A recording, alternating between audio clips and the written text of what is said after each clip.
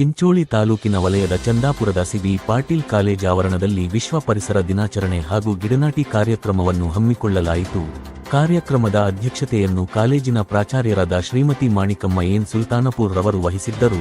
ಜಿಲ್ಲಾ ನಿರ್ದೇಶಕರಾದ ಶ್ರೀ ಗಣಪತಿ ಮಾಳಂಜಿ ಸರ್ ರವರು ಸಸಿಗೆ ನೀರುಣಿಸುವ ಮೂಲಕ ಚಾಲನೆ ನೀಡಿದರು. ಈ ಸಂದರ್ಭದಲ್ಲಿ ಮಾತನಾಡಿದ ಅವರು, ಪರಿಸರ ಸಂರಕ್ಷಣೆ ಪ್ರತಿಯೊಬ್ಬರ ಕರ್ತವ್ಯವಾಗಿದ್ದು, ಪ್ರಕೃತಿಯನ್ನು ಉಳಿಸುವ ಮೂಲಕವೇ ಮುಂದಿನ ಪೀಳಿಗೆಗೆ ಉತ್ತಮ ಭವಿಷ್ಯವನ್ನು ನಿರ್ಮಿಸಬಹುದು ಎಂದು ಹೇಳಿದರು. ಪ್ರತಿಯೊಬ್ಬರೂ ತಮ್ಮ ಜೀವನದಲ್ಲಿ ಕನಿಷ್ಠ ಒಂದು ಗಿಡವನ್ನು ನೆಟ್ಟು ಅದನ್ನು ಪೋಷಿಸಿ ಬೆಳೆಸುವ ಸಂಕಲ್ಪ ಮಾಡಬೇಕು ಎಂದು ಕರೆ ನೀಡಿದರು. ಚಿಂಚೋಳಿ ತಾಲೂಕು ಈಗ ಅರೆ ಮಲೆನಾಡಿನಂತಿದೆ, ಅದನ್ನು ಪೂರ್ತಿಯಾಗಿ ಮಲೆನಾಡು ಮಾಡುವ ಸಂಕಲ್ಪ ಮಾಡಬೇಕಾಗಿದೆ ಎಂದು ಹೇಳಿದರು.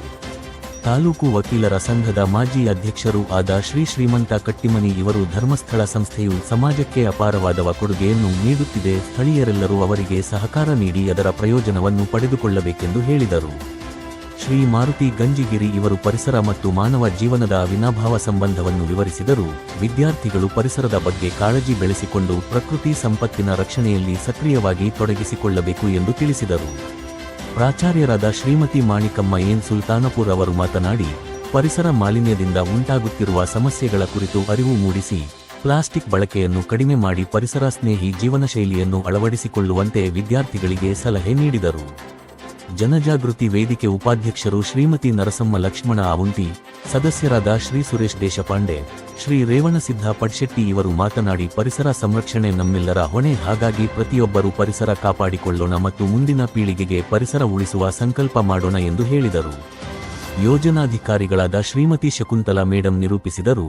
ಕೃಷಿ ಮೇಲ್ವಿಚಾರಕರು ಶ್ರೀ ಸತೀಶ್ ಕೆಎಚ್ ಸ್ವಾಗತಿಸಿದರು. ಯೋಜನಾಧಿಕಾರಿಗಳಾದ ಶ್ರೀ ಕೇಶವ್ ಡಿಎಸ್ ವಂದಿಸಿದರು. ವಲಯದ ಮೇಲ್ವಿಚಾರಕರು ಶ್ರೀಮತಿ ರಂಗಮ್ಮ, ಪುರಸಭೆ ಸದಸ್ಯರಾದ ಶ್ರೀಮತಿ ರಾಧಾಬಾಯಿ ಒಲಗೇರಿ, ಸೇವಾ ಪ್ರತಿನಿಧಿಗಳಾದ ಶ್ರೀಮತಿ ಕರಬಸಮ್ಮ, ಶ್ರೀಮತಿ ಕನಕಲಕ್ಷ್ಮಿ, ಶೌರ್ಯ ತಂಡದ ಸದಸ್ಯರು, ಕಾಲೇಜು ಸಿಬ್ಬಂದಿಗಳು, ವಿದ್ಯಾರ್ಥಿನಿಯರು ಭಾಗವಹಿಸಿದ್ದರು.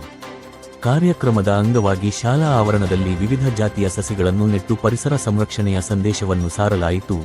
ವಿದ್ಯಾರ್ಥಿಗಳು ಪರಿಸರ ಸಂರಕ್ಷಣೆಯ ಪ್ರತಿಜ್ಞೆಯನ್ನು ಸ್ವೀಕರಿಸಿ ಪ್ರಕೃತಿ ಸಂಪತ್ತಿನ ಉಳಿವಿಗೆ ತಮ್ಮದೇ ಆದ ಕೊಡುಗೆ ನೀಡುವ ಸಂಕಲ್ಪ ಮಾಡಿದರು.